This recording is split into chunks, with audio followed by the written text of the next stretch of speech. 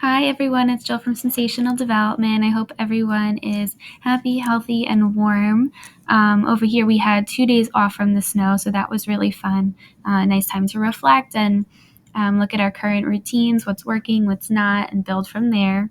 I also really find that snow is such a wonderful opportunity to update those routines to help our children get involved in ways that are different and kind of outside of the box. So, first things first, when it's snowing, I don't know about you, but I love to get out there and shovel. I find it really relaxing, actually. Just the intensity of the work is really calming and focusing, I think. But I find the same for students. So as long as it's age appropriate, I say get them out there. The biggest part of this is that it provides your body with a ton of heavy work. So heavy work is anything that includes doing intense movement or in a way that provides a lot of pressure to your body through your muscles and your joints. So if you think about lifting, pushing, pulling, things like that, those are really, really beneficial for us and for children. So just thinking about that, even, rolling up a giant snowman, throwing snowballs, the snow can get a little heavy, running around in the snow, all that stomping and crashing that we're doing, and even playing with the dogs outside are some great opportunities. Also, this brings about a whole ton new of play schemes that we can go over with our kids. So play schemes are just imaginary play ideas. So what can we build? What could we make? You can think about igloos. You can think about making pies or snowmen, different character. You can make your favorite character from a show. You can imagine that you're in the tundra with the child, having a snowball fight. There's so much room for imagination, and then thinking about the setup and the cleanup of the task too. So, how are we going to set this up? That's a lot of planning and motor planning, figuring out what to do, doing it, and then adjusting it if need be to make it successful. Is a huge deal for motor planning and problem solving.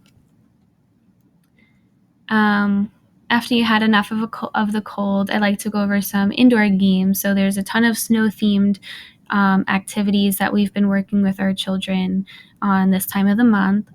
So fine motor activities, you can make snowflakes by cutting strips of paper and fashioning it, gluing it down into a snowflake shape.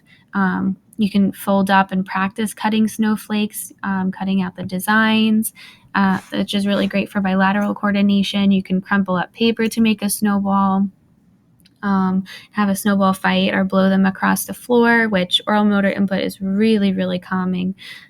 Gross motor activities, you could set up snow bowling. So use that snowball that you crumpled up to knock down some plastic cups that you set up in a tower or in a set of pins. You could pretend you're ice skating around the room by wearing socks and just sliding around the floor. I've had kids ask to set up Winter Olympics games before, so you kind of make an activity for each theme of the activities in the Olympics. Visual games too. You can, hide those snowballs all around the room. You can play winter-themed hidden picture activities or dot to dots. You can have them draw the other half of a snowflake or the other half of a snowman that you make or you found online. And then also thinking about recipes, because I don't know about you, but when I work really hard, I get very hungry.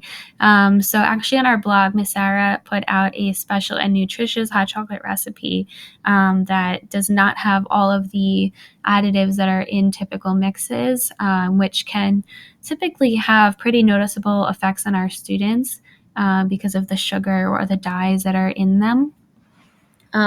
Also having your child help you out with recipes and things around the house because they're home. So they can help you plan, prep, and clean up for meals. They can have you you can have them help with the laundry by folding it or pushing the laundry basket down the aisle or the hallway. You can have them set up tons of different games, obstacle courses, walk the dogs, or play with the dogs more. So plenty of opportunities and activities to do while they're home, just making sure that your daily routine is as sensory rich as possible. If you're interested in more information, I'll link our Winter Games blog below that Miss Sarah wrote. And if you have any questions, feel free to leave them down below. We'll be posting a lot more regularly. And thanks for viewing.